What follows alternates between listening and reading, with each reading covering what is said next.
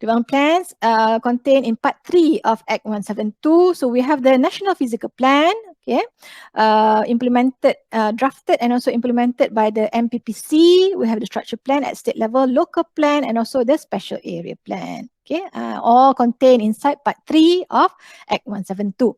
And these plans form the overall policies, must be referred to. And when if the local authority or local planning authority want to make any decisions regarding development within their local authority area, within any special area, within any state area, so they have to refer to this. Actually, local planning authorities, they don't only refer to the local plan, but also to all these plans, these two other levels of plans. And when they have development, especially if there's a major development within the area. So they don't just look at the local plan, but also they refer to the national level, whether it complies or it conforms with the national physical plan.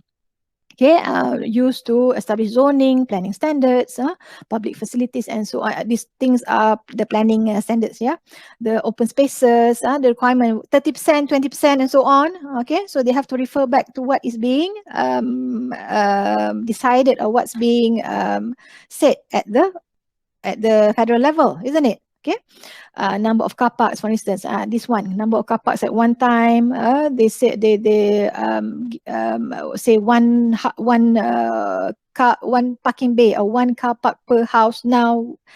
With the current socio-economic development in Malaysia, 2 cars, for instance, or 2 car parks for each house, and so on. Anyway, so we have at the federal level the national physical plan, at the state level the structure plan, we have the local level local plan, and I didn't put in SAP, special area plan, because that one is so jarang lah. It's not as normal or not as usually found compared to local plan. Special area plan is so specific. You can read on it. You can read on special area plans on your own, but for today I'm just going to discuss local plan. So NPP, national level written statement, okay, that summarize the strategic policies, okay, that determine direction for physical development and conservation for Peninsular Malaysia only, not Sabah Sarawak. But as what was mentioned by Prof. Jamal just now, Sabah and Sarawak tends to take the signal, tends to receive the signal from what's happening in Peninsular Malaysia, and they tend to incorporate the direction of town planning in their own planning law in these 2 states, in Sabah and also Sarawak. NPP approved by National Physical Planning Council. So structure plan at the state level, written statement together with, mana dia tak ada together with, but sometimes they have diagrams, but mostly written statement regarding development and use of land, social, economic, physical environment of the area. Again, these 3 things, social, economic, environment, these are the 3 dimensions of sustainable development. Okay, and I mentioned just now the 3-legged stool model of sustainable development. If you can imagine a stool, bangku lah, kerusi, a stool with 3 legs. Each leg comprises or each leg is represented by these 3 dimensions lah. So one leg is social, another leg is economy, another leg is environment. These 3 legs must be the same length. Otherwise, you will topple over. It will fall over. The stool will not be balanced. Okay, so that is a good representation of sustainable development. Must be balanced in a way. Okay, balanced. So what is balanced? So that's up to the local, and then at the state and the national level. But the local authority knows better what's happening inside their local authority area, so they can decide what is needed. Is it social development? Is it economic development? More environmental protection? Things like that. Okay. Okay, then state direct prepared by structure plan at the state level, prepared by the state director of the State Department of Town and Country Planning. Local plans at the local level, written statement and diagrams. So if you open any local plans, you will see a lot of these diagrams. Yeah, planners know this. You have a lot of representations of spatial data in terms of diagrams. Yeah, different colors for everything, yeah, setting out the detailed planning, manner of executing and implementing the proposals. So this implement this, the structure plan. The structure plan implement this. Okay, so if you look at it bottom up, it's like that. But if you look at it top down, whatever is in the national physical plan is imposed on the structure plan. So structure plan has to incorporate within the document. And whatever is in the structure plan has to be interpreted, has to be implemented at the local level inside their local plans and also the SAPs. Okay, so that's how it goes. Now, local plans prepared by each local authority to guide it in planning development in its area. And an important requirement for local plans to take effect is they must be gazetted. Basically, what are development plans? They are development control mechanism. Basically, a layout plan that has been submitted for what? For approval lah. Layout plan that has been submitted for approval to the local planning authority must comply with the development plans approved by the local authorities of the governing state. Okay, whatever decisions, the local authority has to look back to refer to the local plans when making their decisions. However, development plans are not the sole consideration in planning approval. So it's one of the factors, one of the considerations. It's not the only consideration when giving planning approval. So this is the case, Chong and Co. Sdn Bhd versus Majlis Perbandaran Pulau Pinang, 2000 case. Even if the proposed development would not contravene any provision of the structure plan, planning permission could be validly refused based on provisions likely to be made in development plans. Likely means the development plans have not been drafted yet. Kan? You have an existing structure plan. So Chong and Company Sdn Bhd was proposing a development which complies with the existing structure plan. Okay. At the same time, the structure plan needs to be revised every however years, 10 years or whatever. I think it's 10 years for structure plan, 10 to 15 years. For local plans, 5 to 10 years, if I'm not mistaken. Short term. Anyway, local plans, short term. Structure plans, medium term. NPP, long term. Okay, that's how things go. That's how things roll. But even though it's short, it's medium, or it's long term, the development plans need to be revised every so often. Okay. Now, in this particular case, in Chong and Company, even though there's an existing structure plan, in the future, the structure plan, the provisions or the statements, the diagrams or whatever decided, whatever plan inside the structure plan may change to reflect the current situation, because sometimes they plan for 20 years, for instance, or 10 years, for instance. Within 10 years, so many variables can change within the state, Okay, so in the next structure plan, things inside this particular structure plan may not be valid anymore to reflect the changes in the socio-economy.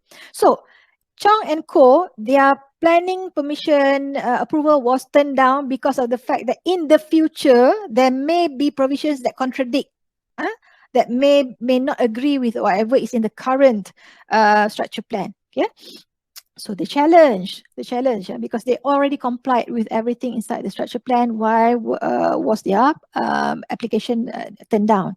It was decided that the local planning authority can refuse planning permission based on provisions likely to be made, meaning future provisions, future statements in structure plans, future statements in local plans can deny you the planning permission for current development, because you are applying for a development now which is going to be completed in 5 years time, 10 years time, 15 years time, depending on the size of the development, depending on the quantum of the development. So your proposed development now has to be checked against the future provisions in the development plan. So that was valid according to court, which is we not only look at the current structure plan, but what's in store, what's in the future, which is going to be included in the development plans. Makes sense, right? Okay, because what you develop now will not be completed now. It will be completed later in the future. The submitting party is also required to comply with a predetermined zoning requirement, strategic policies, government policies. An important example is this one, hill slope development in Malaysia. At one time, there was no guidance or there was no policy regarding hill slope development. It's your land. It's up to you to do whatever you want on the land. If you have a hill slope, what you can do is you can level first, right? Level. You can cut the hill. That was the way they think before. But what happened in the Highland Towers case, which involved the 3 blocks of apartment at Hill Slope development, your development is here, but there could be other developments on the hill slope that can affect your development. So therefore, there needs to be a control of all hill slope development because the hills because the individual hill slope developments does not exist on their own. They are related to other hill slope developments in the area itself. One of the causes of the building failure in Highland Towers is the development behind the Highland Towers, which weaken the soil of the Highland Towers, weaken the soil, weaken the foundation, thus the whole building topple over. Anyway, development plans as development control mechanism. Similarly, when it involves composition of low cost, medium to low cost and medium cost housing in specific race, Bumi quota or any indigenous group quota, the planner must prepare a layout plan that takes into consideration government policies, guidelines and other technical requirements. Again, so for some developments which the market does not provide, it is up to the local planning authority to provide it inside their development plan. Because we can see there what's the profit, what's the profit level of low cost housing compared to medium and also high cost. Of course, no developer, no sound-minded developer will want to go and develop low cost housing because so much effort for what cost, for what profit. Sometimes negative profit, right? So in order to shape, to direct the market, to direct the developers, okay, the local planning authority need to plan that, need to factor in the low cost housing, medium to low cost housing, medium cost housing, Bumi quota, indigenous group quota, any indigenous group quota, so must be included. Otherwise, this kind of developments will not be provided. Okay, so this is what is called market shaping. So there's many roles of government in ensuring that the market is run efficiently, is run smoothly. One of which is to shape the market. Shape means to give direction. Shape the market. Okay, shape to control lah. Control market, not to let a free rein, not to give a free rein to the market to operate on its own. Because if you learn economy, you will learn about externalities, right? You will learn about social costs, right? So those kind of things. That's the role of planning, to factor in, to bring in, to internalize the externalization. To internalize the externalities, to internalize the social costs. That's the role of planning. So it's related to economics as well. Now, what other development control mechanisms are there? We have the land use zoning. Zoning is quite important. Zoning, that's a way to control land development, whereby you can zone this area as residential, this area as industrial, but there needs to be a buffer zone between the different zones, for instance, to ensure the safety of the residents here, and also to ensure again the security of the industry here, because without buffer zone, the residents may encroach or may go into the industrial zone, can lead to accidents and things like that. It can lead to crimes and things like that as well. Okay, so land use zoning, use class schedule. Okay, you have residential, but within residential itself, there are so many subclasses. So you have the medium cost, you have the low cost, you have the medium low cost, you have the high cost and things like that. You also have high rise, No, that is no. High rise is under plot ratio. No. So use class is just the types of development. Classifications of industries, for instance, we have. So you cannot just put in all industries in one basket. So you have the light industries, you have the medium industries, you have the heavy industries, and different treatments for light industries, for instance, as compared to the heavy industries. Okay. Because of the levels of risk for each type of industries. The light industries have lower level of risk compared to the heavy industries. For instance, heavy industries, the Lebanon case, remember? So that was where that can happen when there is lack of control over development or lack of control over building use. Now, for those who don't know about what happened in Lebanon early this year, 2020 has a lot of incidents, right? Accidents, and weird things. Go back, Google Lebanon explosion. Okay, how many people died? How many people were injured in Lebanon? Now, Beirut kan. So we go back to the development intensity, go back to development control mechanisms. What about development intensity? On the land, you have different kinds of or different controls in terms of the intensity of development. Density control for housing, for instance. So for you allow for certain area to accommodate its carrying capacity. You only allow, for instance, medium rise apartments instead of allowing 20, 30 story apartments or flats in that area. Okay. Also, maybe you specify that this area is only suitable for terrace housing, for semi-D, for detached house. 80 people per acre, for instance, or in another area, 200 people per acre, for instance, accordingly lah, depending on the, as I mentioned before, carrying capacity of the site. And the plot ratio. Plot ratio determines the level, the height of the building. Plinth area determines the built-up area, the built-up area on the site. Now, what about planning control? Now we come to the planning permission part of Act 172. Says here, planning control and planning guidelines are very important tools used to manage land development, important feature in Malaysian town planning system. So how it works is the local government regulates land uses and new developments. So that is how they control development in Malaysia.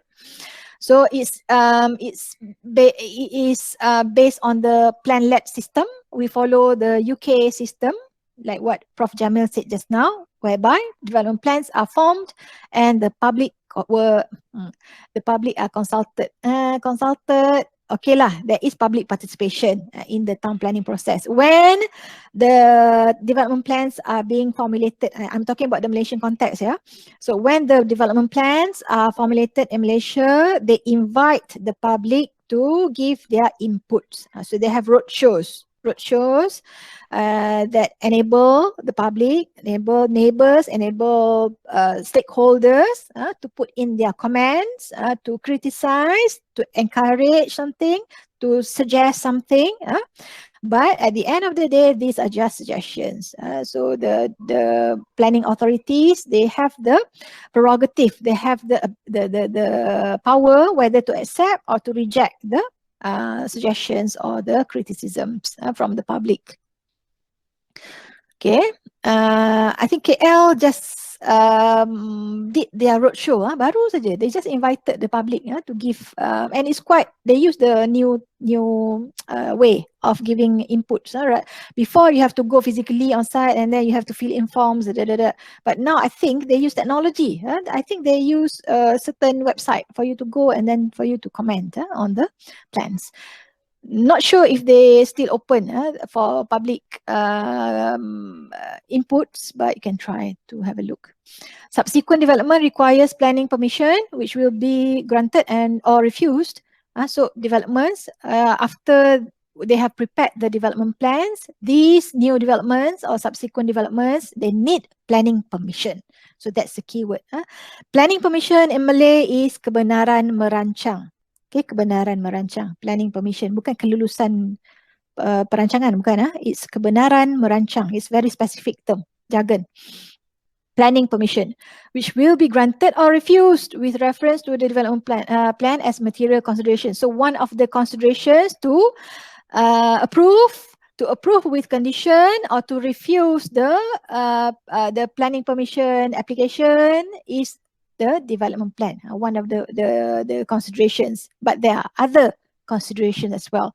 But the development plan is a significant reference that must be made by the local authority. Okay. Planning control provided under Part 4 from sections 18 to 31A, use of land or building must conform with the local plan, the use of the land or building. So, if you can recall, you go back to the lecture on National Land Code. Okay. Use of land is controlled under National Land Code. Okay. Under what? Category of land use, isn't it? Category of land use and also the express conditions. So if you have the category of land use building, the express condition, this residential, this building, this land must be constructed with a residential building within 2 years, for instance. Must be developed with a flat, with a 4-story flat within 4 years, for instance. Things like that. So controlled by the National Land Code. On the other hand, there's the town planning law, the TCPA, which also controls the use of the building using their zoning just now, the development plan just now. So sometimes what's in your title may contradict what's on the development plans. That was what Prof. Jamil said just now, I mentioned just now regarding the conflicting provisions under one law, which is National Land Code, against the other one, which is the TCPA, Town and Country Planning Act. And he mentioned in an earlier case, the National Land Code won. The National Land Code provisions beat the Town and Country Planning Act punya provisions. The express condition, the category of land use is higher or is more powerful than the zoning, than the development plans. But there was a recent case whereby the decision was reversed. Now the planning law is higher than the National Land Code, than the land law. Planning law, land law. Conflict, isn't it? So that's the problem of the legal disadvantage of having the legal framework. Your essay lah, having too many laws where they can contradict, they can create confusion. Some people did pick that up, pick up the points and they answer like that inside with your essay. Good. Anyway, must conform with the local plan. Federal and state government departments must consult the state planning committee before undertaking any development.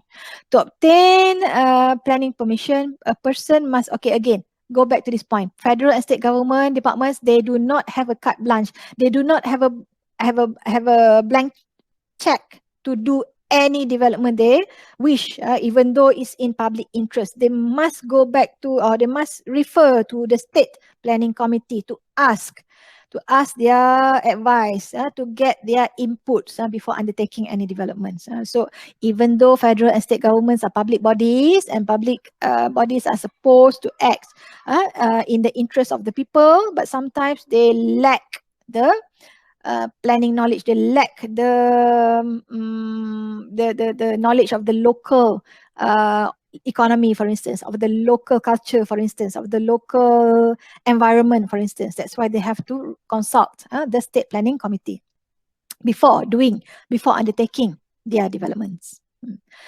To obtain planning permission, a person must submit an application to the local planning authority accompanied by to the local planning, what is this? Okay, so some spelling here. I will amend my slide. This is supposed to be submit an application to the local planning authority. A person must submit an application to the local planning authority, which is accompanied by a development proposal report, DPR, otherwise known in Malay, laporan cadangan pembangunan. And the developments must follow development plan. So you can see here all the sections, different sections that states that you need to obtain planning permission.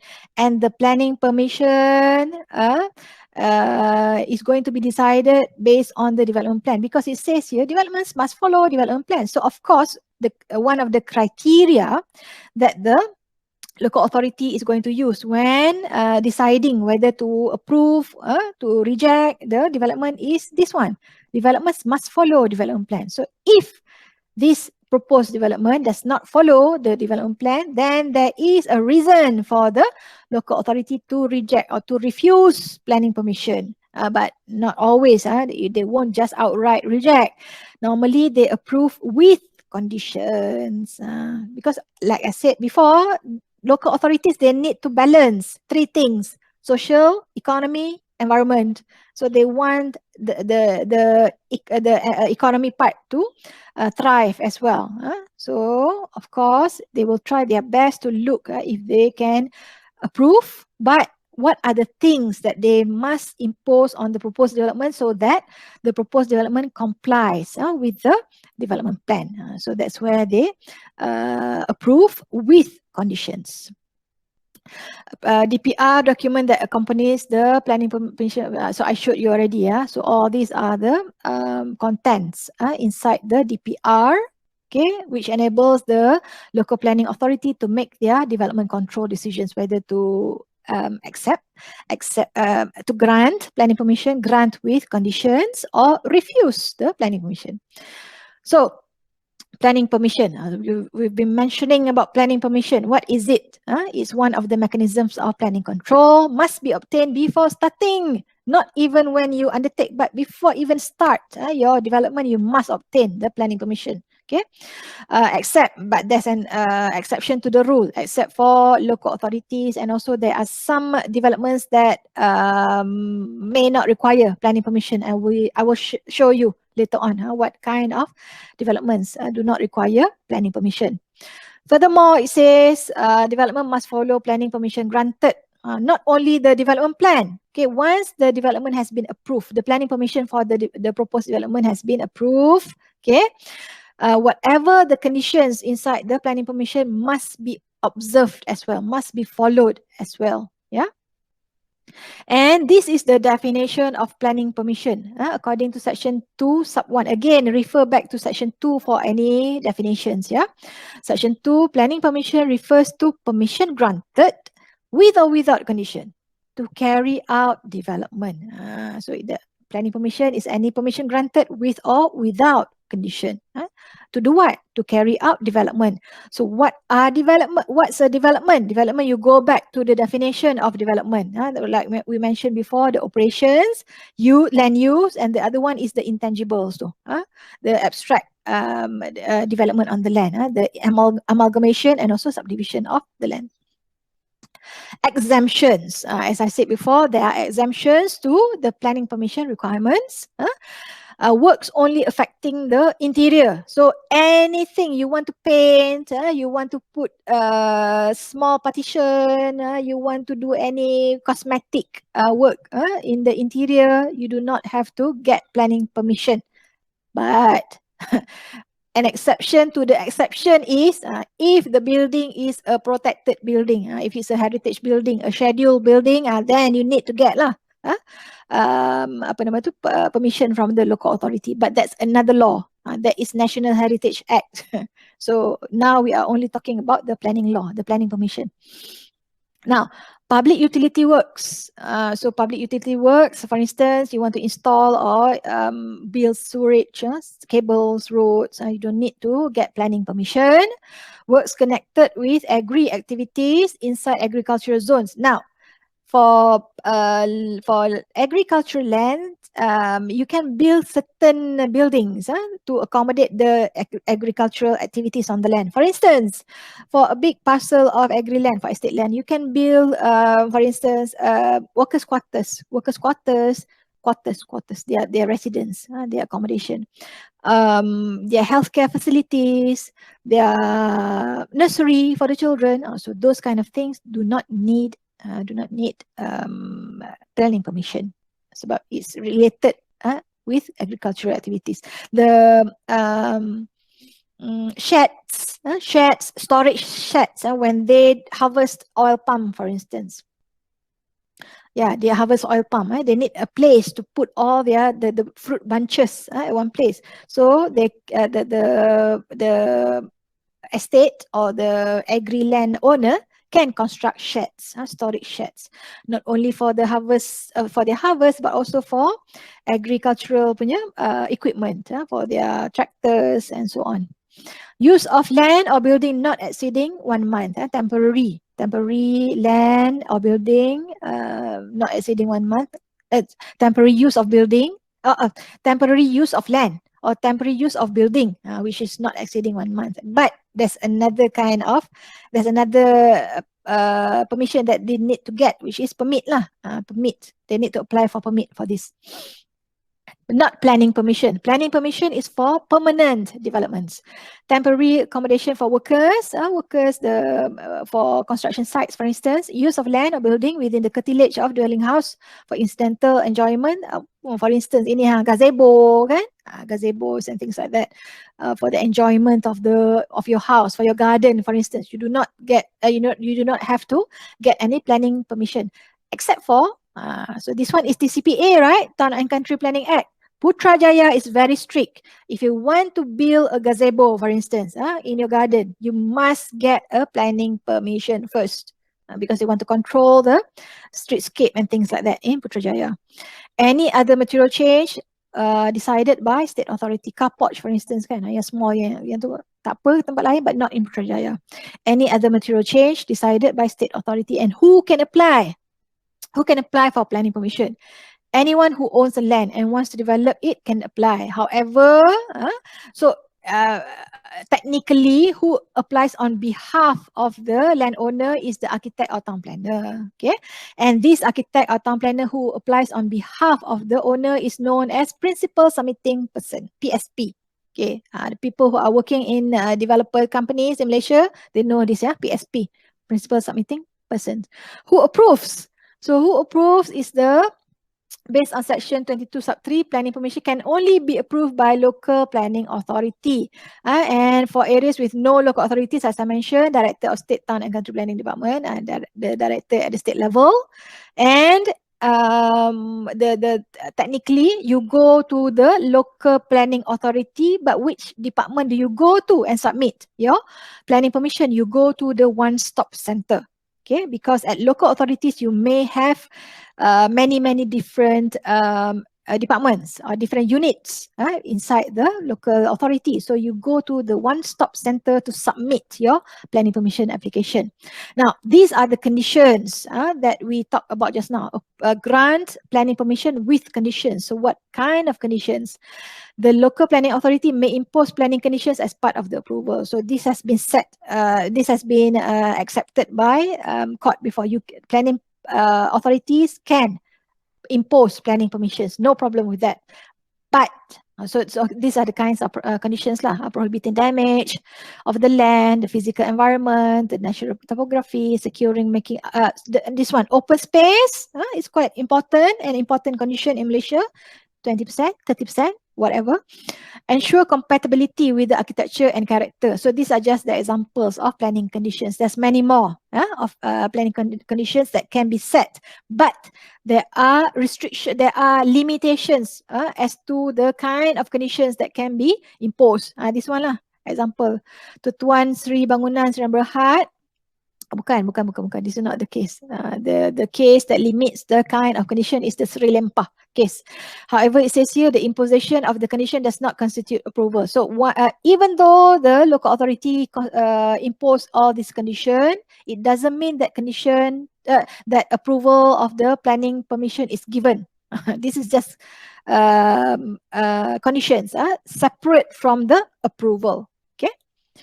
Now, this is the limitation limitation to the kind of conditions that the local planning authority can impose. Okay, the test to determine whether the planning conditions can be imposed or not is the reasonableness test.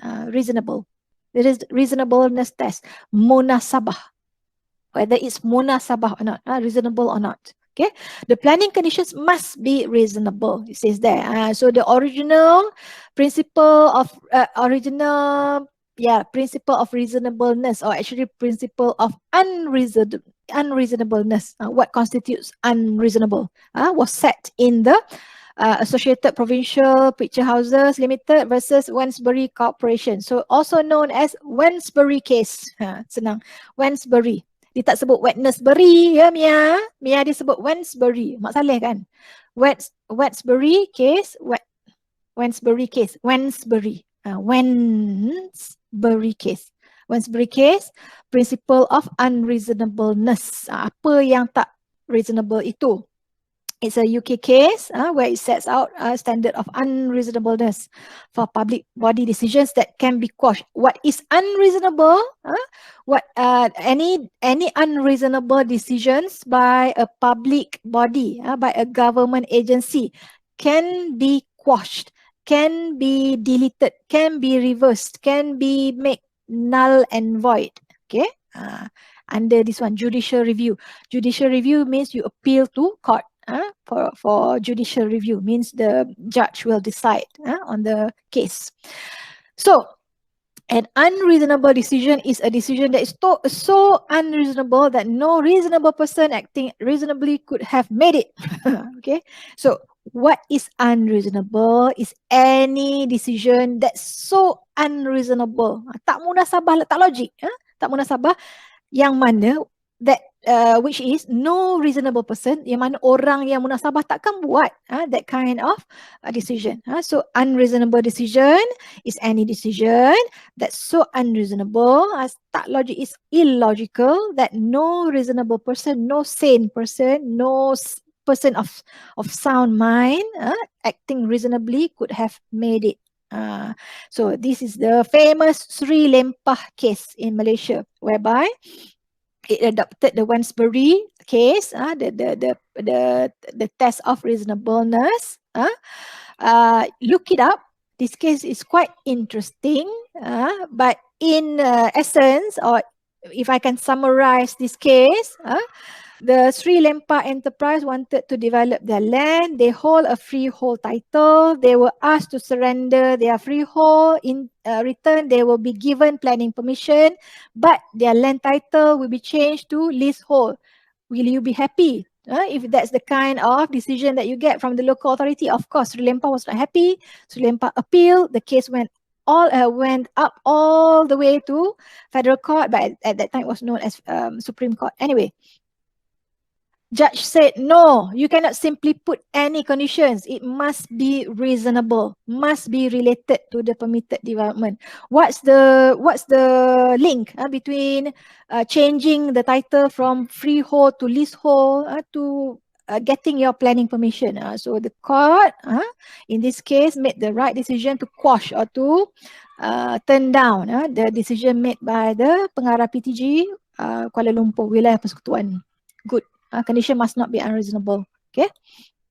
Anyway, so these are the three conditions set in the Sri Lempah that is used in later cases when the judge wants to test the reasonableness of the public authority. The three. The condition must relate to the permitted development.